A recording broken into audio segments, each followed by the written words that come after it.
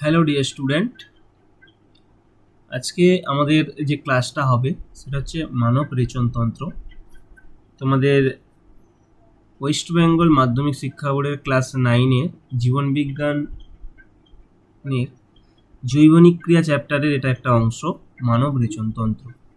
মানব রেচনতন্ত্র এটা আমরা গত ক্লাসে যেটা আমরা দেখেছিলাম সেটা হচ্ছে উদ্ভিদের বিভিন্ন রেচনতন্ত্র এবং তাদের রেচন প্রক্রিয়া, কী কী পদার্থ উৎপন্ন হয়, তাদের অর্থনৈতিক ব্যবহারিক গুরুত্ব। তো আজকে যেটা আমরা পড়ব সেটা হচ্ছে মানব রেচনতন্ত্র। দেখো, মানব রেচনতন্ত্র, রেচন কথার অর্থ কী? রেচন হচ্ছে যে বিপাক ক্রিয়ায় উৎপন্ন বজ্র সেটাকে শরীর থেকে বের করে দেওয়ার যে পদ্ধতি সেটাকেই বলা হবে রেচনতন্ত্র। এই রেচনতন্ত্রের মূল কাণ্ডারি হচ্ছে কিডনি বা বৃক্ক। এই বৃক্ক কী করে? রেচন উৎপন্ন করে এবং সেই রেচনটা মূত্র আকারে আমাদের শরীর থেকে বেরিয়ে যায়। তো সেটা আজকে আমরা সেই প্রক্রিয়াটা ডিসকাস করব। তো দেখো, রেচনতন্ত্র কি না, রেচন হলো একটা শরীরের বিপাকীয় বর্জ্য, যেমন ইউরিয়া, ইউরিক অ্যাসিড, ক্রিয়েটিনিন, এগুলো অপসারণ করা, এটাকে বলা হচ্ছে রেচনতন্ত্র। এটা যে প্রক্রিয়ার সাহায্যে হয় তাকে বলা হয় রেচনতন্ত্র। এর উদ্দেশ্য কি না, শরীরকে পরিষ্কার রাখা, রক্তকে পরিষ্কার রাখা, শরীর থেকে বজ্র পদার্থকে বের করে দেওয়া, বিষাক্ত পদার্থকে বের করে দেওয়া, যেটাকে বলা হচ্ছে অভ্যন্তরীণ রাসায়নিক ভারসাম্য বা হোমিওস্ট্যাসিস। এতে মূল অঙ্গ কি কি রয়েছে? অঙ্গগুলো মূলত তো কিডনি বলেছি, কিডনি ছাড়াও মূলত্র নালী যেটাকে বলা হয় গোবিনী, মূত্র কিডনি থেকে মূত্রাশয়ে যায় এবং মূত্রাশয় থেকে মূত্রনালী দিয়ে শরীরে বেরিয়ে যায়। ঠিক আছে, আচ্ছা, কিডনি গঠন জানতে হবে তোমাদের, যে কিডনি কিভাবে কাজ করে। তার আগে দেখো যে কিডনি আমাদের থাকে কোথায়। দেখো, কিডনি আমাদের ঠিক কোমরের ওপরে পৃষ্ঠীয় দেশে অবস্থান করে। দুটো কিডনি থাকে আমাদের, এই জন্য বলে যে একটা কিডনি নষ্ট হয়ে গেলেও আরেকটা কিডনিতে মানুষ বেঁচে থাকতে পারে। তো দুটো কিডনি থাকে। কিডনি কি করে না, এই যে রক্তের মধ্য দিয়ে যে রেচনটা আসে তাকে এখানে ফিল্টার করে, অর্থাৎ ছাঁকে পরিশ্রুত করে। তারপরে সেটা এখান থেকে গল ব্লাডারে চলে যায়, ইউরিনারি ব্লাডারে যায়। ইউরিনারি ব্লাডার থেকে মূত্রনালী হয়ে এটা বেরিয়ে যায়। ওকে, তো এখানে দেখো কিডনির একটা প্রস্থচ্ছেদের ছবি রয়েছে। কিডনির সম্বন্ধে আরও কী কী জানতে হবে আমাদের। একটা কিডনির মোটামুটি স্বাভাবিক ওজন হয় কত? 125 থেকে 150 গ্রাম পর্যন্ত, এবং এটা সিম বীজের মতো দেখতে হয়, এবং কিডনির সাধারণত দৈর্ঘ্য 10 থেকে 12 সেন্টিমিটার এবং প্রস্থ হয় 6 সেন্টিমিটার। এখন কিডনি কতগুলো অংশে বিভক্ত? একটাকে বলে বাইরের অংশ বা কর্টেক্স। এই যে বাইরের অংশটা, এটা কি বলা হয়? কর্টেক্স। আর ভেতরের অংশ, এই যে ভেতরের অংশ, এটাকে বলা হয় মেডুলা। আর এই যে এখানে যেখানে মূত্রটা সঞ্চয় হয় কিডনির মধ্যে, সেটাকে বলা হয় কেলেক্স। ঠিক আছে, আর কেলেক্স দিয়ে মানে কেলেক্সটা নালী, এর মধ্য দিয়ে যে পেলভিসে গিয়ে জমা হবে, আর পেলভিস দিয়ে এটা গোবিনীর মধ্য দিয়ে বা ইউরেটারের মধ্য দিয়ে চলে যাবে মূত্রাশয়। ঠিক আছে, এছাড়াও এর কি কি অংশ রয়েছে জেনে রাখো। যে দেখো, এখানে যে ত্রিভুজের মতো যে অংশগুলো দেখা যাচ্ছে, ত্রিভুজের মতো, এই ব্লু কালার করে রেখেছি দেখো, এটাকে বলা হয় কি পিরামিড। এই পিরামিডের মধ্যে কি থাকে? অসংখ্য নেফ্রন থাকে। আর এই যে এখানে রেনাল আর্টারি ঢুকেছে, এখানে মানে ধমনী ঢুকেছে, এখানে প্রবেশ করার পরে কি করছে না, রক্তকে ফিল্টার হতে দিচ্ছে। ফিল্টার হওয়ার পরে সেটা আবার এখান দিয়ে বেরিয়ে যাচ্ছে এই যে শিরার মধ্য দিয়ে, এবং এই যে মূত্র এর মধ্যে যে উৎপন্ন হবে সেটা এই কেলেক্সগুলোর মধ্য দিয়ে গিয়ে পেলভিসে গিয়ে জমা হবে। এই যে পেলভিসের এখানে জমা হবে। তো নেক্সট নেফ্রন। নেফ্রন কি না, নেফ্রন হচ্ছে এই যে পিরামিডগুলো আছে এর মধ্যে অসংখ্য নেফ্রন আছে। এক একটা কিডনিতে আমাদের প্রায় 10 লক্ষ নেফ্রন থাকতে পারে, 10 লক্ষ।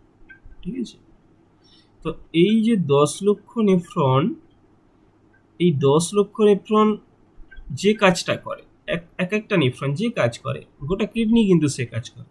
ওই জন্য একে কি বলা হয়, গঠনগত ও কার্যগত একক। নেফ্রনকে কি বলা হয়, বৃক্কের গঠনগত ও কার্যগত একক।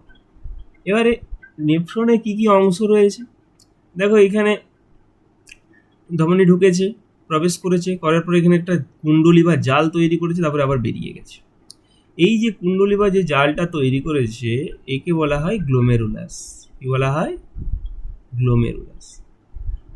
আর এই গ্লোমেরুলাসকে ঘিরে রেখেছে একটা বাটির মতো বা কাপের মতো অংশ, একে বলা হয় কি, বায়োম্যান ক্যাপসুল। ওকে, আর বায়োম্যান ক্যাপসুল থেকে যে হলুদ রঙের যেটা নালীটা বেরিয়ে গেছে এটাকে বলে রেনাল টিউব। এটা মূলত চারটে পার্টে বিভক্ত করা যায়। এই সামনের দিকে যে পার্টটা একে বলা হয় নিকটবর্ত সংবর্ত নালিকা, আর এই যে দূরের যে পার্টটা, এই যে দূরের এই পার্টটা এটাকে বলা হয় দূরবর্তী বা দূরবর্ত সংবর্ত নালিকা। আর মাঝে যে ইউ আকৃতির যে পার্টটা এটাকে বলা হয় হেনরির লুপ। কি বলা হয়, হেনরির লুপ। আর বাকি এই যে অংশটা নিচের দিকে যে চলে যাচ্ছে এটাকে বলা হয় সংগ্রহী নালিকা বা কালেক্টিং ডাক্ট। এই যে কাটা কাটা অংশগুলো এগুলোতেও কিন্তু বিভিন্ন নেফ্রন আটকে থাকে, এটা এখানে একটা দেখানো হয়েছে, ঠিক আছে। এবং এগুলো থেকেও এদিকে নেফ্রন আছে, এদিকে নেফ্রন আছে, এদিকে নেফ্রন আছে। তো সব নেফ্রনগুলো মিলে যে মূত্রটা তৈরি করবে সেটা এই সংগ্রহী নালিকা দিয়ে চলে যাবে, ঠিক আছে।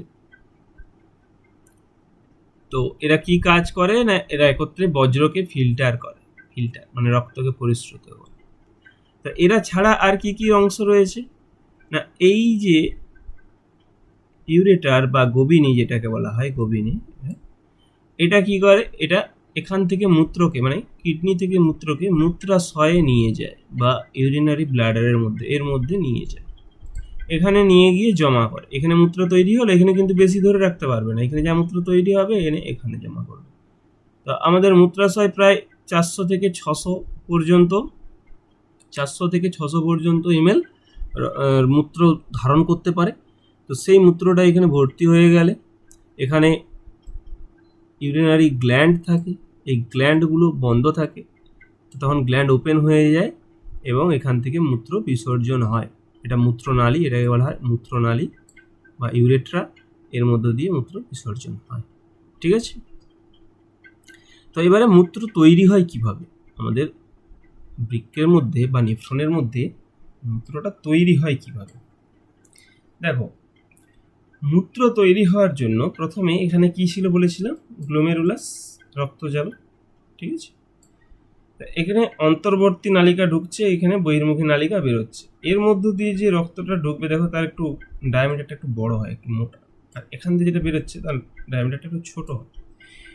তো এখানে বেশি রক্ত ঢুকে যাবে এবং বেরোনোর সময় এখানে চাপের সৃষ্টি হবে, যে চাপে কী হবে, রক্ত মধ্যস্থ জল, বিভিন্ন protein, vitamin, urea, uric acid অর্থাৎ রেচন পদার্থ, কিছু খনিজ লবণ, এগুলো সব ছাঁকা হয়ে এই বাটিতে বা বায়োম্যান ক্যাপসুলের মধ্যে এসে যাবে, ঠিক আছে।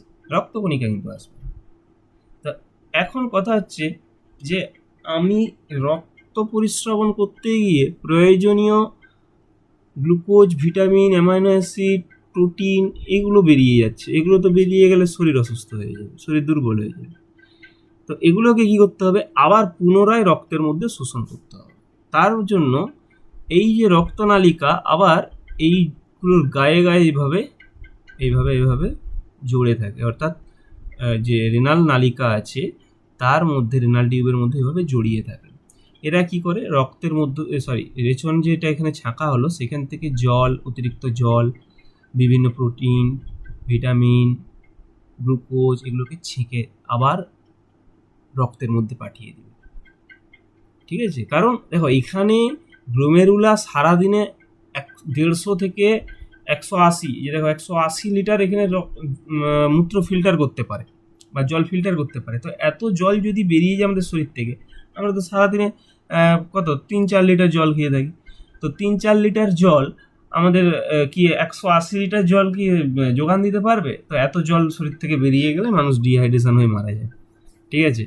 তো সেই কারণে কি করা হয় না, পুনরায় আবার জলকে শোষণ করতে হয়, ঠিক আছে। তো একে বলা হচ্ছে টিউবুলার পুনঃশোষণ, টিউবুলার পুনঃশোষণ। ঠিক আছে। এতে কি হয় না, প্রয়োজনীয় উপাদান জল, গ্লুকোজ, অ্যামাইনো অ্যাসিড এইগুলো এই রেনাল টিউব থেকে আবার রক্তজালিকায় পুনরায় শোষণ হয়। আর সেই শোষণে সাহায্য করে একটা হরমোন, সেটা হচ্ছে ADH hormone, anti diuretic hormone. এ কি করে না, বৃক্কীয় নালিকাতে, এই যে নালিকাগুলোতে জলকে আবার পুনরায় রক্তনালিকার মধ্যে পাঠায়। এই যে দেখো এখানে ডায়াগ্রামের মধ্যে যে নিকটবর্তী সংবর্ধন নালিকায় কোন কোন উপাদান ছাঁকা হচ্ছে, protein, vitamin, lactate, urea, uric acid. আচ্ছা, এখানে কি কি অ্যাড হচ্ছে, তীর চিহ্ন ভেতরের দিকে মানে অ্যাড হচ্ছে, বাইরের দিকে মানে বেরিয়ে যাচ্ছে। ইউরিয়া, ইউরিক অ্যাসিড, ক্রিয়েটিনিন, কিছু যদি ড্রাগস থাকে, অ্যালকোহল থাকে, সেগুলো এর মধ্যে আবার প্রবেশ করবে। এখানে হেনরি লুপের কাছে জল ছাঁকা হয়ে যাচ্ছে। জল কীভাবে হয় দেখো, হেনরি লুপে যখন নামবে তখন মোটা আর উঠবে যখন সরু। এর ফলে কী হয়, এখানে চাপ সৃষ্টি হয়, সেই চাপে জল আবার এই রক্তের মধ্যে প্রবেশ করে, এই যে রক্তনালিকা এর মধ্যে প্রবেশ করে।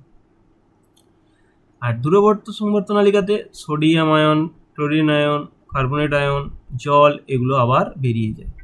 কি কি অ্যাড হয়, potassium ion, ammonium ion, hydrate ion এগুলো অ্যাড হয়। আর এখান থেকে আবার দূরবর্তী সংবর্তনালিকা এখানে সংগ্রাহী নালিকাতে কি শোষণ হচ্ছিল বা কি অ্যাড হচ্ছিল, হাইড্রেট আয়ন, পটাশিয়াম আয়ন আর অ্যামোনিয়াম আয়ন। আর এখান থেকে জল আর ইউরিয়া আবার পুনঃশোষণ হয়ে যাচ্ছিল।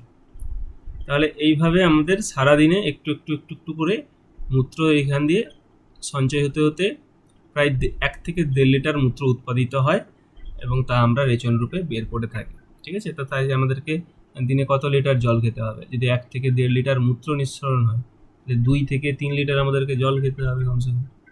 ঠিক আছে, তো এছাড়া আমাদের শরীরে অন্যান্য কী কী রেচন অঙ্গ রয়েছে, যেমন সহযোগী রেচন অঙ্গ হিসাবে ত্বক রয়েছে। আমরা জানি যে ত্বকের ওপরে ঘর্মগ্রন্থি থাকে, সেই সমস্ত ঘর্মগ্রন্থি থেকে ঘর্ম নিঃসরণ হয়।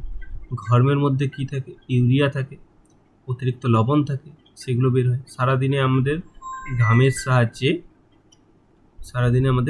সাহায্যে কত, প্রায় 500 ml পর্যন্ত ঘাম নিঃসরণ বা জল নিঃসরণ হতে পারে। ঠিক আছে, আর ফুসফুস আমাদের একটা রেচন অঙ্গ, কি না, যে বিপাকক্রিয়ায় CO2 উৎপন্ন হয় সেটা নিঃশ্বাসের দ্বারা ত্যাগ করতে পারে, তাহলে এটাও একটা রেচন অঙ্গ। আর যকৃৎ বা লিভার, সেও আমাদের একটা রেচন অঙ্গ। কী কাজ করে এটা মূলত অ্যামোনিয়াকে কম বিষাক্ত ইউরিয়াতে পরিণত করে। আর তাকে বিলিরুবিন, বিলিভার্ডিন এই যে উপাদানগুলো, এগুলোকে রাসায়নিকভাবে ভেঙে ডিটক্সিক করে। তো এটা আমাদের রেচনে কিন্তু বিশেষ ভূমিকা পালন করছে। আর তোমরা জানো যে যকৃৎকে আমাদের সবথেকে বৃহৎ গ্রন্থি বলা হয়। ঠিক আছে, তো রেচনতন্ত্রে আজকে আমরা কি কি শিখলাম না, রেচনতন্ত্র কিভাবে আমাদের উপকার করে। এই রেচনের দ্বারা আমাদের শরীর থেকে দূষিত পদার্থ, বজ্র পদার্থ, বিষাক্ত পদার্থ এগুলো বেরিয়ে যায়, ফলে শরীর আমাদের কি থাকে, সুস্থ থাকে, শরীরে জলের ভারসাম্য থাকে, শরীরে আয়নের ভারসাম্য থাকে। ঠিক আছে, সোডিয়াম, পটাশিয়াম যে আয়ন, এগুলোর ভারসাম্য রক্ষা হয়। তো এগুলো হচ্ছে আমরা আজকে রেচনতন্ত্রে শিখলাম। তো আশা করি আজকের ক্লাস তোমরা সবাই বুঝতে পেরেছো। তো যদি কোনো অসুবিধা হয় সেটা কমেন্ট করবে। ক্লাসটা ভালো লাগলে লাইক তো করবে, লাইক, কমেন্ট, শেয়ার করে দেবে। ওকে, পড়াশুনো করবে, আশা করি পড়াশুনো করছো। Have a good day.